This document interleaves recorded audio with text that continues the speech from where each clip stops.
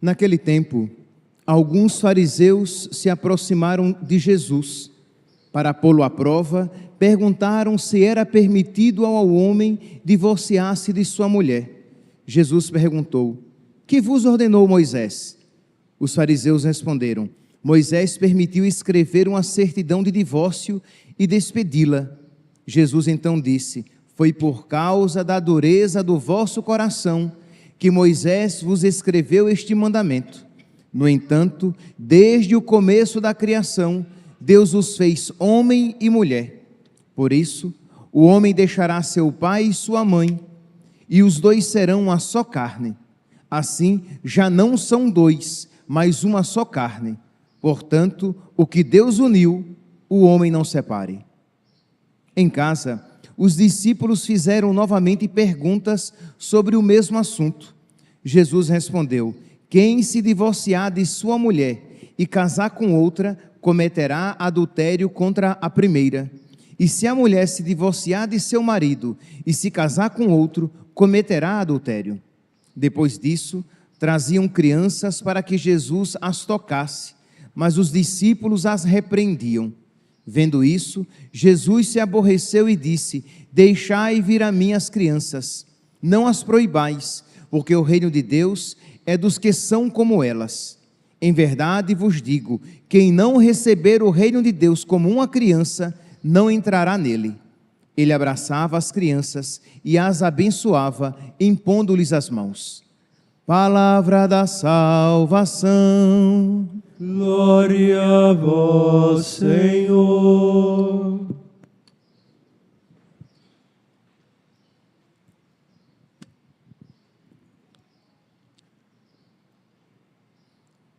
Caríssimos irmãos e irmãs, estamos celebrando o 27º domingo do tempo comum.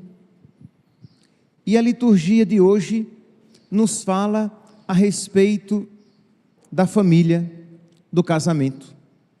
Na primeira leitura, retirada do livro do Gênesis, Deus faz uma afirmação que parece meio óbvia, não tão importante assim, mas que infelizmente nós percebemos que o mundo atual virou as costas para essa verdade dita por Deus.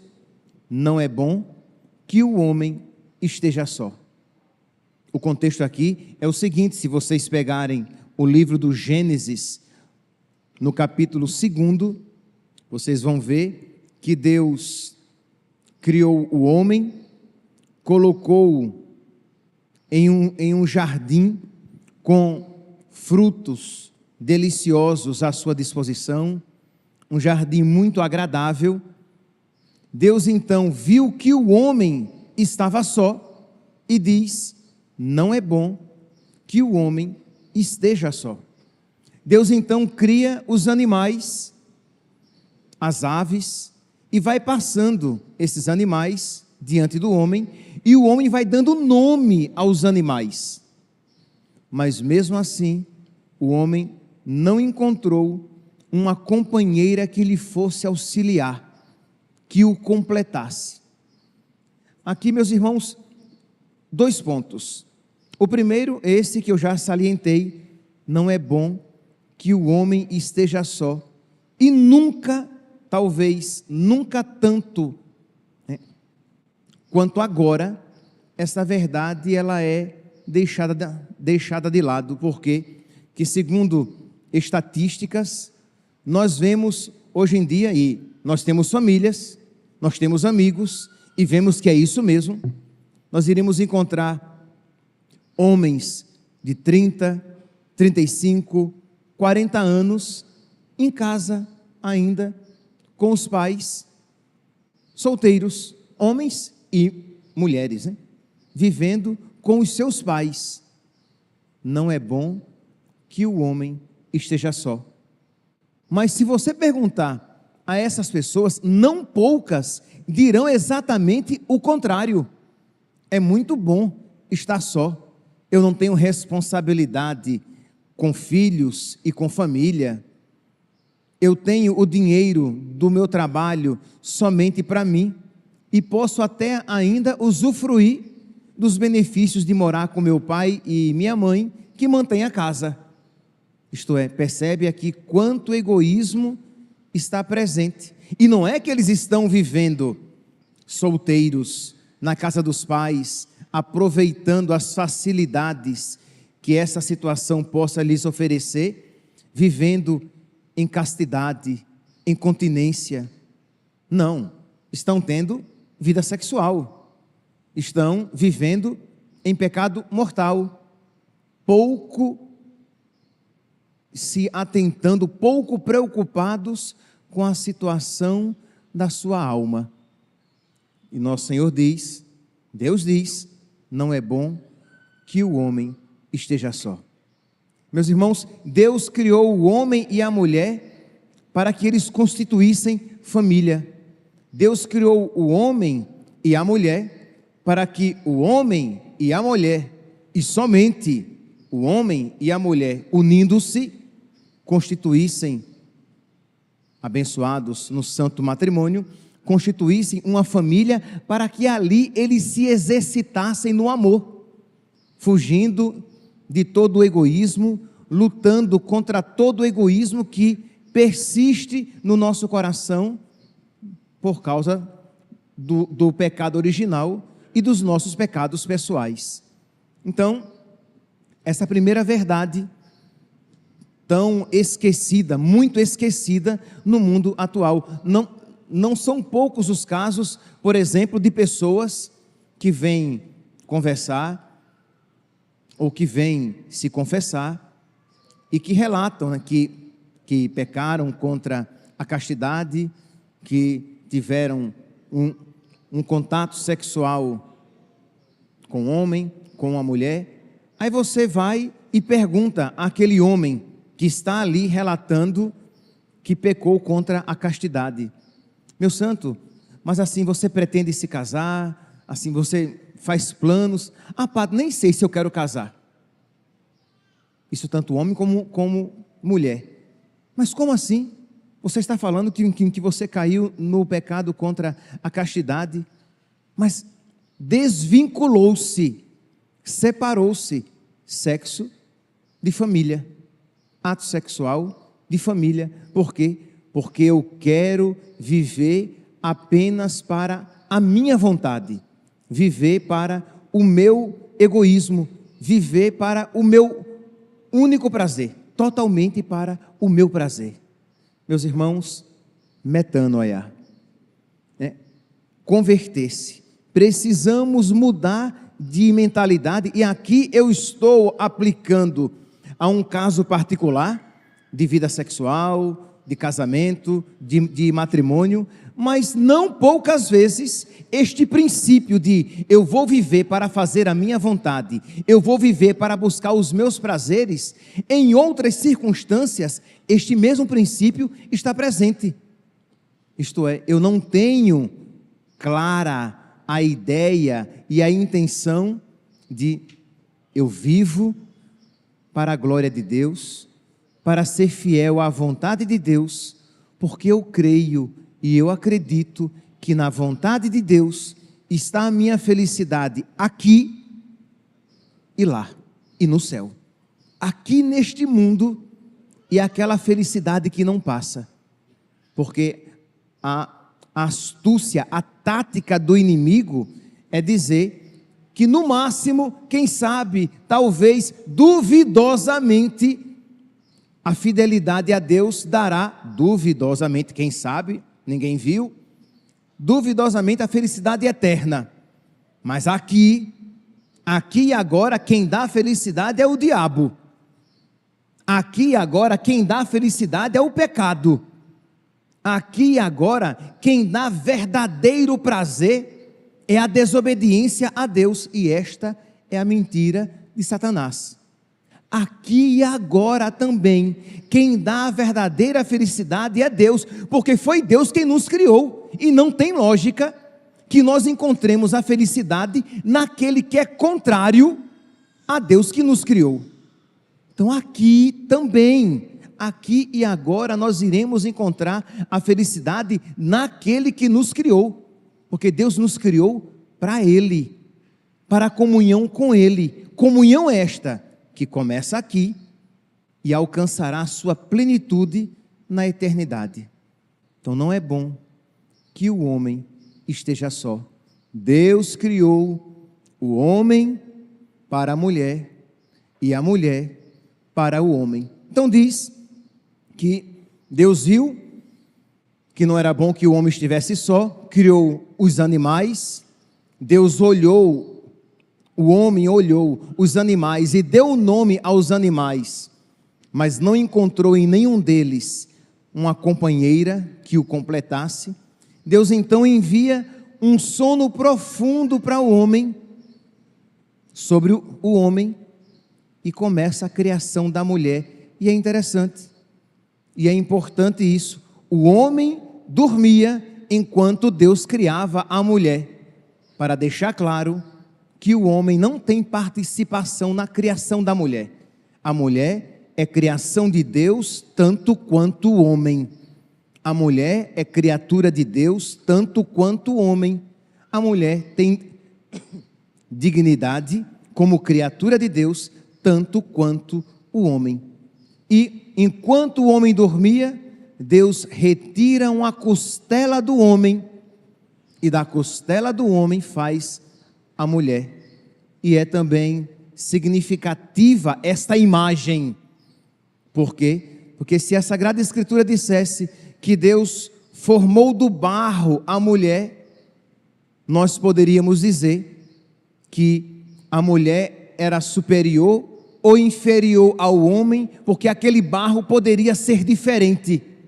Mas não, Deus tirou da costela do homem, porque a mulher foi formada do mesmo barro do qual o homem foi formado, e a mulher foi insuflada, recebeu o mesmo sopro que o homem tinha recebido. É tanto que Deus não sopra novamente, é o mesmo sopro, o mesmo princípio de vida está presente na mulher. Ela pode ser uma perfeita companheira. É tanto que quando o homem então ele vê a mulher, ele fala pela primeira vez. É interessante, né?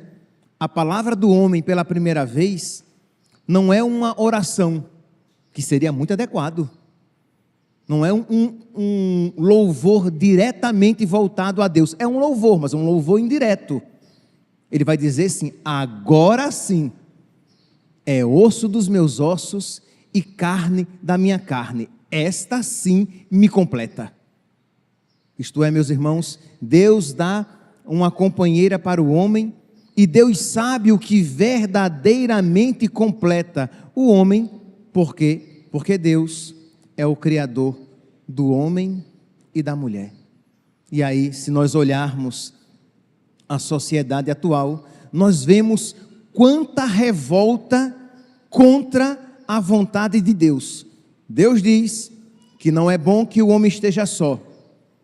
O mundo diz que é muito bom ficar só, que é muito bom ser solteiro, que é muito bom curtir a vida adoidado, que é muito bom não prestar contas a ninguém, que é muito bom não ter responsabilidade com ninguém. Com outras palavras, é muito bom ser egoísta, é muito bom não amar, porque é isso o que está sendo dito quando tudo isso se diz.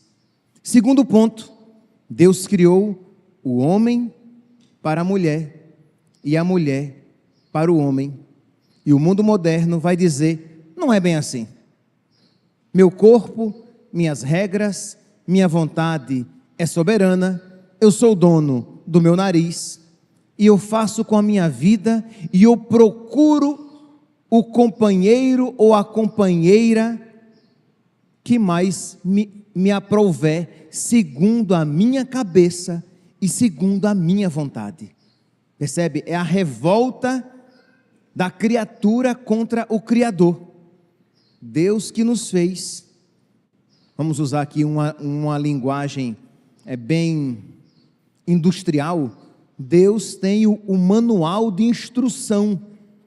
Deus sabe como é que nós vamos funcionar bem, mas o homem tem a pretensão tem a ousadia, a arrogância, a prepotência de achar que ele sim, em detrimento de Deus, ele sabe o que é melhor para si, para a sua própria vida. Um terceiro ponto, a Sagrada Escritura diz que os animais passam diante do homem, ele deu nome a todos eles, mas não encontrou em nenhum deles algo que o completasse. E hoje em dia, nós vemos que as pessoas querem equiparar a posse de animais à família. Até apresentam como eu escolhi dividir a minha vida com essas pessoas, com esses animais, que são tudo para mim. Então quer dizer, enquanto a Sagrada Escritura, Deus mostra que os animais que são bons, que são criatura de Deus, que não devem ser maltratados, eles não nos completam, porque eles não têm a dignidade humana. O mundo moderno, que se esqueceu de Deus, que se revoltou contra Deus, quer apresentar os animais como que equiparados a Deus. Não é à toa que nós já nos habituamos a ouvir a expressão pai de pet. Parece algo doce, algo ingênuo, mas de doce e ingênuo não tem nada, e já começou a se popularizar ainda mais, não apenas a expressão pai de pet, mas pessoas casadas com pet, com animais, pessoas que deixam as suas heranças para os seus pets, para os seus animais. Percebe aqui toda a estrutura de família que vai ruindo, e isso não é à toa, isso é muito bem pensado. Precisamos então, meus santos, voltar à palavra de Deus, voltar à revelação divina e fundar a nossa vida na palavra de Deus. Renunciar toda a arrogância de querer pautar a nossa vida pela nossa cabeça, de querer viver a nossa vida segundo a nossa lógica, mas procurar adequar a nossa vida e a nossa lógica à vontade de Deus. Senhor, a tua vontade é sempre boa, a tua vontade é sempre a melhor, a tua vontade é aquela que é verdadeiramente correta. Ensina-me, Senhor, a adequar a minha vida, a minha razão, os meus afetos à tua vontade. Percebe que esta oração, embora eu a esteja aplicando ao contexto da família, se aplica a tudo, né? Quem é que não pode fazer? Quem é que não deve fazer esta oração? Todos nós devemos fazê-la. Senhor, concede-me a graça de adequar a minha vida, os meus afetos, a minha inteligência, tudo que eu tenho e tudo que eu sou, à tua vontade, à tua revelação. É a nossa tentação constante, meus santos. É tanto que o pecado dos nossos primeiros pais consistiu exatamente nisso, numa revolta contra a vontade de Deus e querer fazer as coisas segundo a sua própria lógica. Eu sou o dono do meu nariz, eu é que sou o conhecedor do bem e do mal. Então, já no início desta celebração, você vai pedindo a Deus, você é convidado a pedir a Deus a graça de ir arrancando, extirpando do seu coração toda revolta contra a vontade de Deus. Primeiro, não é bom que o homem esteja só. Segundo, Deus fez o homem para a mulher e a mulher para o homem. Terceiro, nenhum animal é família, porque nenhum animal completou o homem. Somente a mulher completou o homem e o homem completou a mulher. E nós veremos mais adiante, São Paulo vai dizer que essa união do homem e da mulher é um sinal, é uma figura da união de Cristo com a igreja. Mas continuemos. No evangelho de hoje, então, retirado de Marcos, capítulo 10, nosso Senhor é posto à prova. Diz que alguns fariseus se aproximaram de Jesus e, para pô-lo à prova, perguntaram se era permitido ao homem divorciar-se da mulher. Por que para pô-lo à prova? Porque os fariseus conheciam Jesus, sabiam qual era a posição dele e sabiam que Moisés tinha permitido o divórcio. A gente às vezes ouve, as pessoas dizendo que a igreja ela deve liberar o divórcio. Meus santos, como é que a igreja pode fazer algo que o seu divino fundador foi tão obviamente contrário? Isto é, os fariseus, eles admitiam o divórcio. Moisés tinha admitido o divórcio. E Jesus, misericordioso, foi frontalmente contrário. Foi decididamente contrário. Foi claramente contrário. Ele disse: Moisés permitiu isso por causa da dureza do vosso coração, mas no princípio, então Jesus se refere ao Gênesis, no princípio não foi assim. No princípio Deus criou o homem para a mulher. E aí Jesus vai e diz, foi por causa da dureza do vosso coração que Moisés permitiu dar uma carta de divórcio. No entanto, desde o começo, Deus os fez homem e mulher. Por isso, o homem deixará seu pai e sua mãe, e os dois serão uma só carne. Assim, já não são dois, mas uma só carne. Portanto, o que Deus uniu, o homem não separe. Está claro, meus santos? E está claro que, assim como no matrimônio, assim como em qualquer outra vocação que você abraça, você precisa suplicar a graça de Deus. Sem a graça de Deus, nós não poderíamos ser fiéis a Ele em nada. Então nós precisamos suplicar a graça de Deus.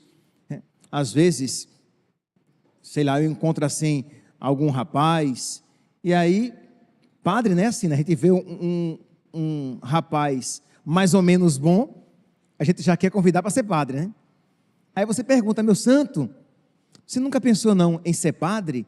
Aí o rapaz vai e diz assim: eu não, eu quero é casar. Ser padre é muito difícil. É verdade que a vocação, o sacerdócio, São Paulo mesmo vai dizer lá na carta aos Coríntios, na primeira carta aos Coríntios, no capítulo 7, que é uma vocação mais excelente. São Paulo vai dizer, é verdade. Mas é verdade também que aquela ênfase com que ele diz: eu não quero ser padre, não, eu quero é casar. Ser padre é muito difícil. Na cabeça dele, casar é muito fácil. Casar, é só prazer. É só alegria, entendeu? Do bebezinho e da criancinha fofinha. E não é assim. Os casais aqui presentes sabem que casar no Senhor, viver no Senhor, na alegria e na tristeza, na saúde e na doença, todos os dias da nossa vida, é comer um quilo de sal, uma saca de sal. Uma saca, por amor a nosso Senhor. Você vai, eu perdi agora o coletivo de sapo, que eu ia dizer assim, não é engolir um sapo, perdi o coletivo. Mas, por quê? Porque é morrer para si mesmo, é esquecer-se de si mesmo e viver, o homem viver para a sua esposa e para os seus filhos. Ele já não tem vida própria. A vida dele é viver para a sua esposa e os seus filhos. A vida dela é viver para o seu esposo e os seus filhos. E nisto, tendo os sentimentos de Cristo no coração, que isso viveu, Jesus não viveu para si. Ele teve uma existência. Então, quando o marido vive isso para com a sua família, quando a esposa vive isso para com a sua família, eles têm os sentimentos de Cristo no coração e, consequentemente, eles podem experimentar a felicidade de Cristo.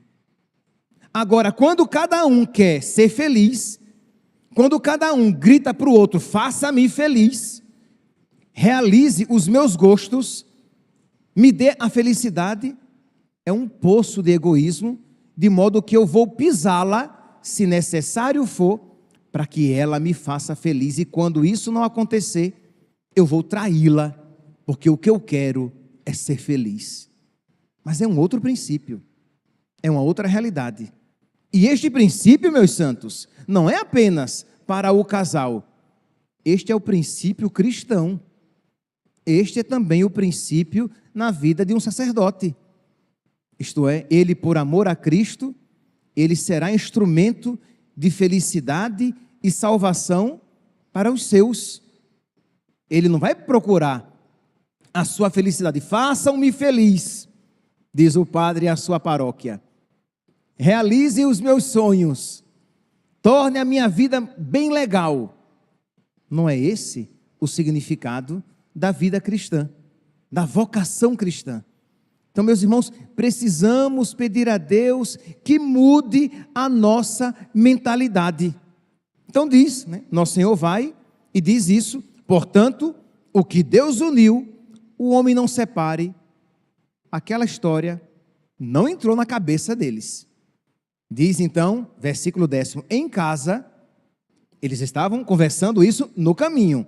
Em casa, os discípulos fizeram novamente perguntas sobre o mesmo assunto. Senhor, não estamos entendendo. O negócio está muito complicado. E Jesus vai e reafirma e diz: quem se divorciar de sua mulher e se casar com outra, cometerá adultério contra a primeira. E se a mulher se divorciar de seu marido e se casar com outro, cometerá adultério também. Percebe aqui Jesus enfatiza. Aqui no Evangelho de São Marcos nós não encontramos, mas no Evangelho de São Mateus, no capítulo 19, nós iremos encontrar. Aí São Pedro diz: Senhor, se é assim, é melhor não casar. Mateus capítulo 19, versículo 10. Se tal é a condição do homem a respeito da mulher, é melhor não casar. E Jesus vai dizer: olhe, mas nem a todos este dom foi concedido. Isto é, nem todos têm o dom de abraçar a vida celibatária. E por quê? Isso que Pedro disse foi motivado por quê? Por algum egoísmo. Porque a vida de matrimônio é muito sacrificada. Eu não quero me sacrificar, eu quero buscar o prazer e fugir da dor. Mas quem tem este princípio na vida, não serve apenas para casar, isto é, não serve para casar, mas não serve para ser nada.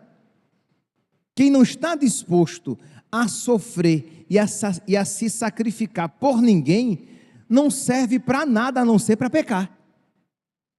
Porque para tudo na vida, o espírito de sacrifício é necessário.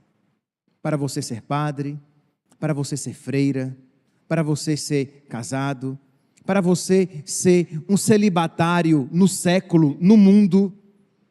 O espírito de se configurar a Cristo. É por isso que São Paulo vai dizer, na carta aos Efésios, no capítulo 5, a partir do versículo 25, São Paulo vai dizer: maridos, amai as vossas mulheres, como Cristo amou a igreja e por ela se entregou. Isto é, percebe? O relacionamento de marido e mulher deve ser iluminado e inspirado pelo relacionamento de Cristo para com a igreja. Como foi que Cristo amou a igreja? Morrendo por ela, sacrificando-se por ela. Como é que deve ser então o nosso amor? O nosso amor tem que ter um aspecto estaurológico, um aspecto de cruz.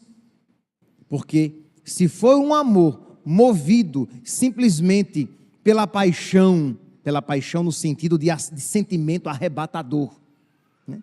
Paixão no sentido humano, não no sentido de paixão, de sofrimento, né? De impulsos. Se o nosso amor é apenas movido por isso, com facilidade cairemos no egoísmo. É interessante, às vezes assim, vem um casal muito apaixonado e já quer marcar a data do casamento e já namoram, sei lá, há um ano. Se possível, esperar um pouquinho para que essa paixão passe é a melhor coisa. Para quê? Para que com clareza, sem essa onda arrebatadora de sentimento, desprovido de tanto sentimento, com mais clareza, você diga assim, é o que eu quero. Porque às vezes a pessoa está tão apaixonada, que ela sequer consegue pensar na possibilidade de que a sua futura esposa, o seu futuro marido, tem sequer defeito. Ah, ele é a minha cara metade. Ah, ele é a tampa da minha panela. Entendeu? Ah, ok, ele é a tampa da sua panela, a sua cara metade, entendeu? Mas ele tem defeito. Ele é doente. Ele tem pecado original. Ela tem defeito. Ela é doente. Ela tem pecado original. Eu já falei em casamento, não sei se eu já falei numa missa. O primeiro casamento que eu celebrei eu era diácono e foi meio desastroso. O noivo pediu para ter uma entrada própria. E eu, diácono ainda, primeiro casamento, deixei, né? Então, você quer ter uma entrada própria, vai. E as portas estavam fechadas, ele quis entrar com as portas fechadas. Então, tá bom. Começou a trilha sonora. Eu olhei para o coroinha e disse, é a música do Superman? Era a trilha sonora do Superman. Digo, crê em Deus Pai, Jesus, o homem vai entrar assim, né? A porta abriu, ele entrou, mas eu captei a mensagem. Eu deixei, ele entrou, tudinho, rezei para que a mulher não entrasse de Mulher Maravilha, entrou de Ave Maria. Quando ela entrou, eu virei, acolhi os dois, muito bem, vocês estão muito bonitos, Deus abençoe. Mas minha santinha, quero lhe dizer uma coisa, ele não é o Superman. Mas é verdade, meus santos. Seria a maior frustração para ela. Ela estava colocando na cabeça dela o quê? Que ele era o homem perfeito? É a maior falta de caridade. Você ter uma expectativa dessa de uma pessoa. E aquele casamento teria tudo para se frustrar. Se você espera a perfeição do seu companheiro e da sua companheira. Ele é falho. Ela é limitada. Ela tem pecados. E ele também. Vocês são egoístas. E vocês dois terão que lutar contra isso para crescer no amor e para terem os mesmos sentimentos de Cristo no coração. E neste relacionamento de amor e na abertura aos filhos, vocês vão crescendo na amizade com Deus, na vida interior, na vida de santidade. E nós precisamos, meus santos, nos abrir a esta verdade, isto é, de dizer, Senhor, eu creio que a Tua vontade, Senhor, é a melhor.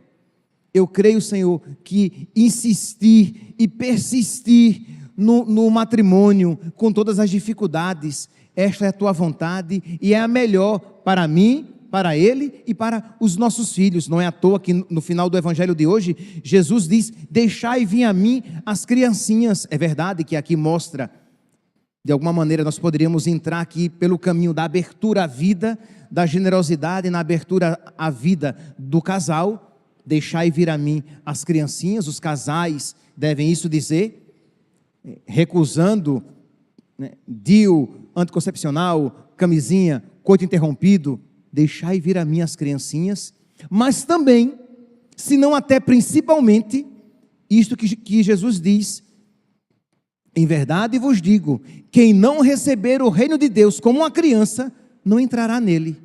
Se nós não tivermos uma mentalidade espiritual de criança, de acolhimento da vontade de Deus, de obediência à vontade de Deus, de fé na palavra de Deus, como uma criança que confia no seu pai e na sua mãe, nós iremos o quê? Nos revoltar contra a vontade de Deus, e iremos dizer o quê? É bom que o homem esteja só. Por que não homem com homem, mulher com mulher? Por que não pai de pet e casado com pet? E por que não separar-se? Isto é, você vai se revoltar contra tudo aquilo que Jesus disse, que é o que nós encontramos no mundo. Por quê? Porque o mundo quer ser adulto diante de Deus, adulto a tal ponto de contradizer os ensinamentos do próprio Deus, achando que sabe mais do que o próprio Criador. Peçamos, meus santos, nesta liturgia, todos nós, os casados, os solteiros, os consagrados, peçamos a Deus a graça de um coração de criança, que acolhe com toda a confiança a vontade de Deus e com toda a generosidade procura vivê-la em todos os seus aspectos, suplicando sempre a sua graça, sem a qual nada podemos fazer. Louvado seja nosso Senhor Jesus Cristo, para sempre seja louvado.